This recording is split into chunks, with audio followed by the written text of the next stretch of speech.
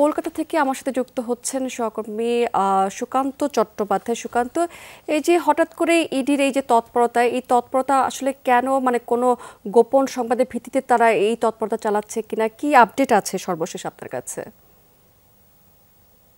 দেখুন, ভারতের ঝাড়খণ্ডে একটি আর্থিক তছরূপ মামলায় তদন্তে নেমে ইডি জানতে পারে যে বাংলাদেশ থেকে অর্থ পাচার করে আনা হচ্ছে ভারতে, এবং পশ্চিমবঙ্গের এই মধ্যমগ্রাম তাদের অভিযান চালাচ্ছে।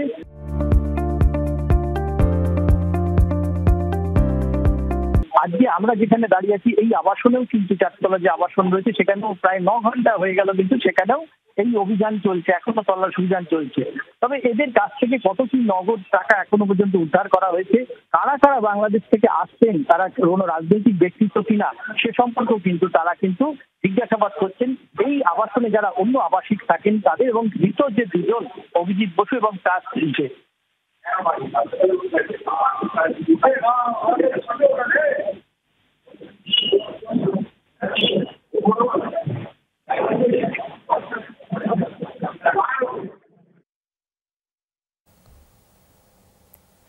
সুকান্ত, অনেক ধন্যবাদ আপনাকে।